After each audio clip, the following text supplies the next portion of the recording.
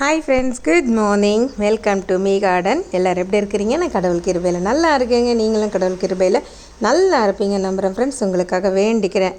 அச்சச்சோ, தண்ணி வந்துருச்சு. என்னடா ஹெட்லைன்ஸே பயங்கரமாக இருக்கேன்னு பார்க்குறீங்களா? ஒன்றும் இல்லைங்க, நம்மளோட ஃபார்மில் கொஞ்சம் பள்ளமாக இருக்கிற இடத்துலலாம் இப்போ மழை கண்டினியூவாக பெய்கிறதுனால தண்ணி வந்துருச்சு. இது என்ன மண் அப்படின்னா, நம்ம என்ன தான் தண்ணி வந்து ஃபுல்லாக நின்னாலும் மழை நின்றுருச்சுன்னா 2 டேஸில் என்ன ஆகணும், தண்ணி அப்படியே பூமி வந்து இழுத்துரும். ஏன்னா அது பாறை பூமின்றதுனால தண்ணி வந்து நமக்கு தேங்கி நிற்காது. அதனால் பிரச்சனை இல்லை. அதனால் எப்படி இருக்குது ஃபார்ம் அப்படின்னு சொல்லி பார்த்துட்டு ஒரு குட்டி அறுவடையும் போட்டுட்டு போயிடலான்ட்டு தான் வந்தோம். இப்போது நம்ம பாருங்கள், ஓவராலாக நம்மளோட ஃபார்ம் இப்படி தான். இந்த இடம் தான். ஏன்னா இது கொஞ்சம் பள்ளன்றதுனால மேலே இருக்கிற எல்லா தண்ணியுமே இந்த இடத்துல வந்து நின்றுடும்.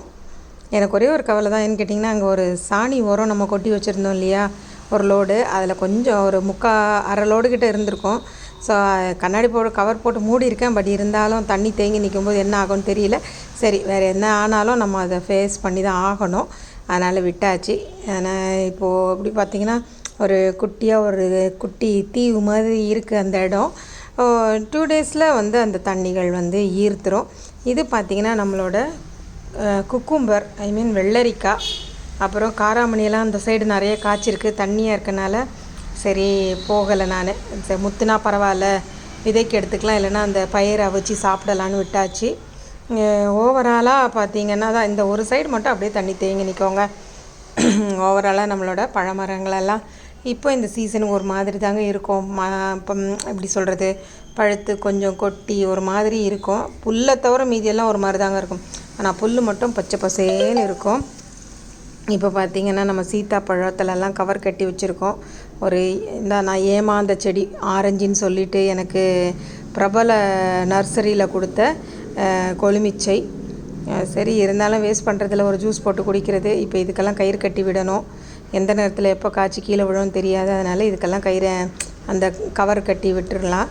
இது பார்த்திங்கன்னா ஒரு பெரிய ஐஸ் பாக்ஸு, ஃப்ரீஸ் பாக்ஸுன்னு சொல்லுவாங்களே, அதில் தான் இப்போ நான் கரும்பு சக்கை ஃபுல்லாக போட்டு க்ளோஸ் பண்ணி வச்சுருக்கேன்.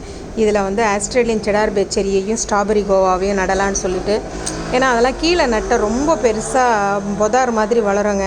பழங்களும் குட்டி குட்டியாக வேறு இருக்குமா, நம்ம பறித்து சாப்பிட்றதுக்கு நமக்கு போதும் ஆகிடும். அந்த மாதிரிப்பட்ட செடிகளெல்லாம் பார்த்திங்கன்னா ஆசைக்காக வளர்க்குறது.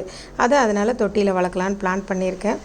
இந்த சைடு க்ளீன் பண்ணியிருப்போம், அதனால் அந்த சைடு புல் இல்லை. இந்த சைடு சும்மா மேலாக்க இது போட்டு புஷ்கட்டர் போட்டு ஓட்டியிருப்போம். அது இருந்தாலும் புல்கள் வளர்ந்துருச்சு. திருப்பி நம்ம அதை க்ளீன் பண்ணணும். பப்பாளி மரத்துலேயும் அழகாக 2 காய் வந்துருச்சு. சீத்தாப்பழத்துக்கும் கயிறு கட்டி விட்டுருக்கிற. இந்த மழைக்காலங்களில் மட்டும் நம்ம பறிக்கிற பழங்கள் வந்து சல்லுன்னு இருக்குங்க, அந்தளவுக்கு டேஸ்ட் இருக்காது.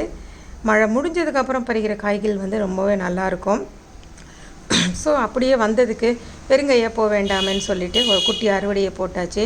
கை கட்டின காராமணியையும் கோவக்காவையும், அப்புறம் ஒரு கொய்யாக்காய், அப்புறம் பார்த்திங்கன்னா 2 கொழுமிச்சை, ஒரே ஒரு அத்திப்பழம் அண்டு இதுங்க சிவானா கொடுத்த அந்த மரவள்ளி கிழங்குலேருந்து ஒரு 2 செடி இருந்தது. அதையும் பிடுங்கியாச்சு.